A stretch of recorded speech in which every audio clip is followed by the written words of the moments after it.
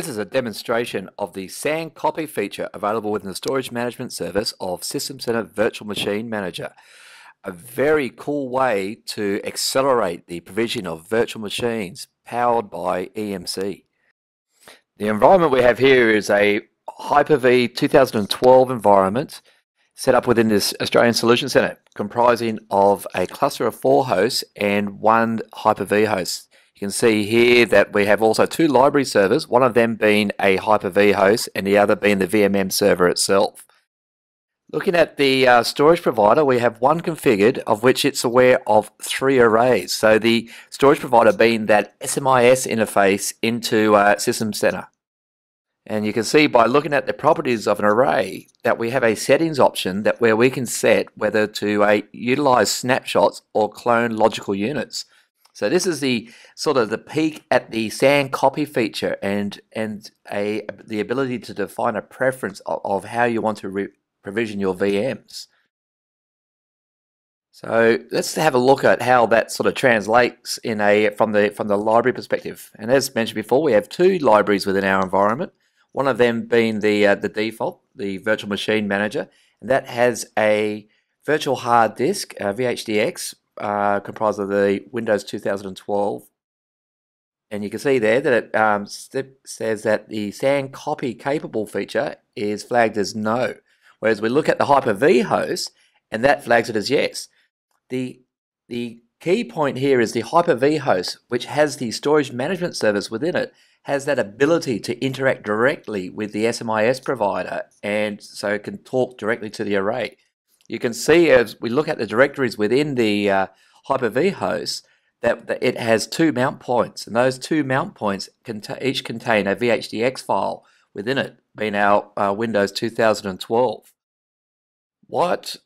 Because you're utilizing SAN copy features, so the snapshot or a full clone, we have a one-to-one relationship between a LUN and a virtual machine because it does that LUN level operation for the virtual machine provisioning.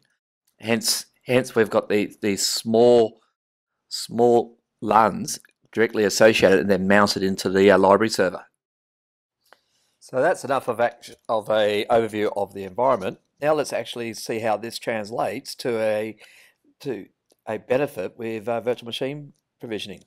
First of all, let's do a provision from our library server, the VMM server, so the one that isn't running the storage management service. Both the VHDX files are identical between the 2 library servers. So the only thing that differentiates the provisioning between these 2 hosts is the fact that one of them is on a Hyper-V and actually is able to interact with the storage provider. And you can see here that the transfer type is flagged as network for this library server, and we're going to target the second host for this. So by being a network, what's going to happen is the library server is going to directly transfer that VHDX file onto the host. So you have the traffic going over the wire, over the Ethernet network, and also you've got the overhead of the host also creating those, executing that copy command. Now let's switch across to our Hyper-V enabled library server, and again it's the same. It's the same VHDX. Support VHDX being the new extended format for virtual hard disk, supported with Hyper-V 3.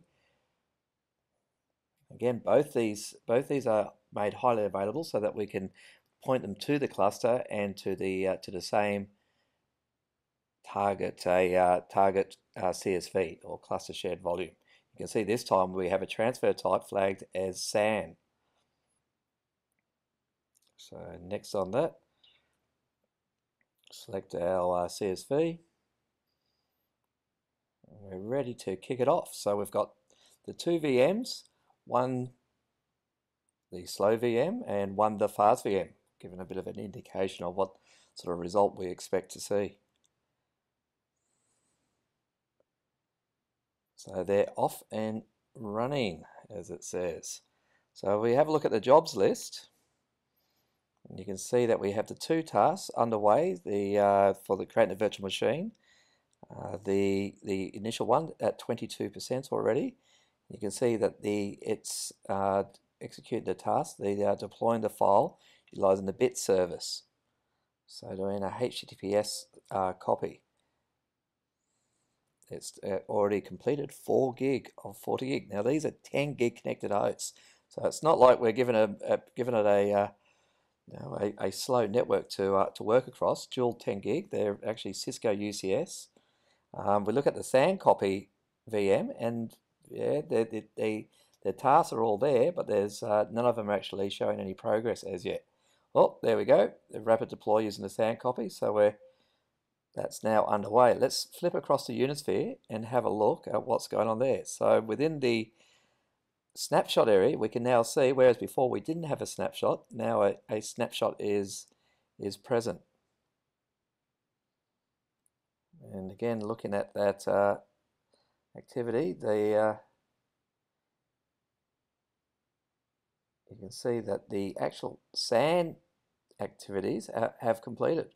Whereas here we go, we're still, so effectively the copy process of the one that's utilizing SAN copy is now complete.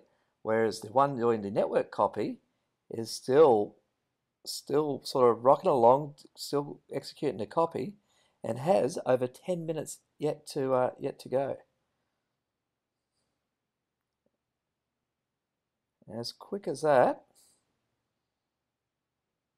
you can see that the masking's now been completed. That's registered the new LUN to each of the hosts in the cluster.